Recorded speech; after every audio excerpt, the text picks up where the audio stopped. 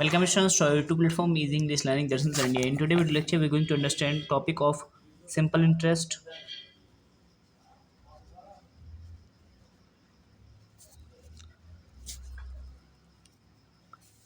and compound interest.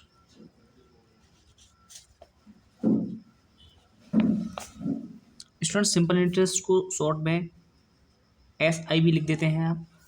इसका जो formula होता है P/R/T अपॉन 100। यहाँ पर स्टूडेंट्स P का मतलब होता है प्रिंसिपल। सिंपल इंटरेस्ट को हिंदी में साधारण ब्याज भी बोलते हैं। P का मतलब होता है यहाँ प्रिंसिपल, R का मतलब होता है यहाँ पर रेट जिसको दर भी बोला जाता है, और T फॉर टाइम का मतलब होता है यहाँ पे समय। अगर स्टूडेंट्स हमको अमाउंट निकालना है, अमाउंट, तो आप प्रिंसिपल में, ये प्रिंसिपल जो है इसमें सिंपल इंटरेस्ट को जोड़ देंगे।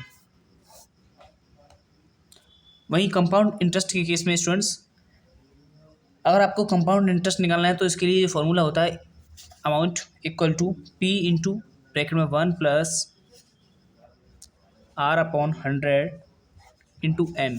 स्टूडेंट्स सबसे पहले A फॉर होता है यहाँ पर अमाउंट,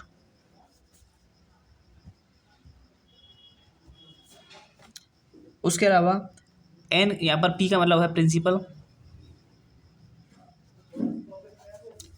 R का मतलब है स्टूडेंट्स यहाँ पर रेट, वहीं N का मतलब है यहाँ पे नंबर ऑफ ईयर्स।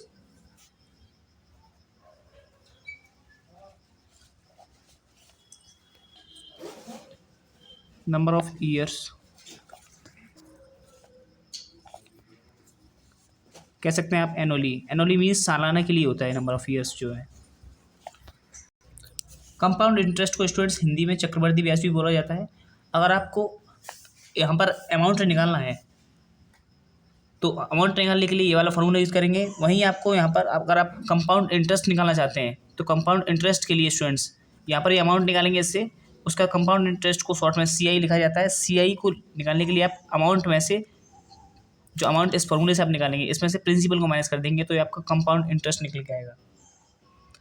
वहीं स्टूडेंट्स आपको याद रखना है, अगर हाफ ईयरली के लिए अगर आप कैलकुलेट करेंगे, हाफ ईयरली मीन्स आधे साल के लिए, तो यहाँ पर रेट जो होता है रेट हाफ हो जाता है। वहीं आप क्वार्टरली के लिए, क्वार्टरली मीन्स 1/4 ईयर के लिए कैलकुलेट करेंगे तो यहाँ पर रेट जो होता है रेट R/4 हो जाता है, R/4।